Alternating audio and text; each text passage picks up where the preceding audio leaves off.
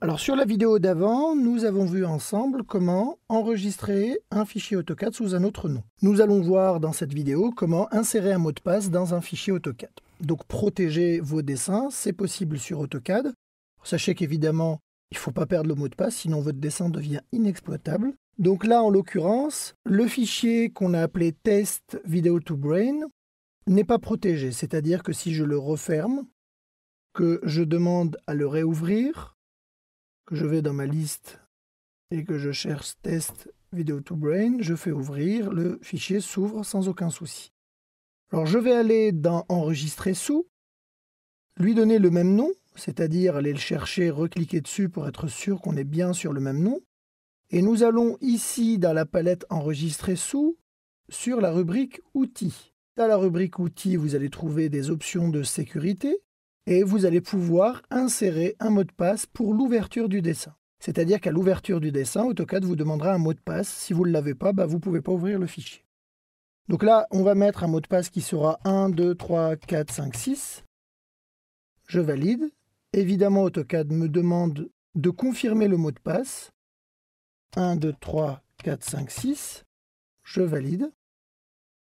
Et j'enregistre. AutoCAD me demande si je veux écraser le fichier existant. Je dis oui. Et je referme. Voilà, donc je viens d'insérer un mot de passe dans un fichier AutoCAD. J'essaie de réouvrir ce fichier. Ouvrir.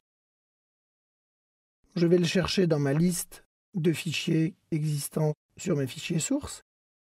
Donc là, en allant faire fichier, ouvrir, et en allant parcourir dans mon disque dur, dans mon dossier, je vais sélectionner test video to brain, je dis ouvrir, et voyez qu'AutoCAD me demande le mot de passe pour l'ouverture de ce fichier.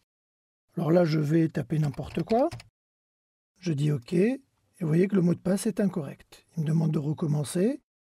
Il faudrait que je tape 1, 2, 3, 4, 5, 6 pour que mon fichier s'ouvre. Sachez aussi que ce fichier-là, donc le fichier qui se trouve ici, on va pouvoir aller extraire ses propriétés.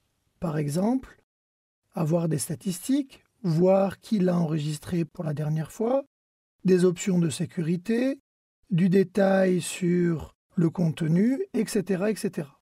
OK ? Donc là, effectivement, on peut mettre un certain nombre d'informations. Alors, sachez aussi une chose, c'est que si on va dans les utilitaires de dessin, on va pouvoir aller dans les propriétés de dessin et, par exemple, poser un titre sur ce fichier. On va mettre vidéo to brain,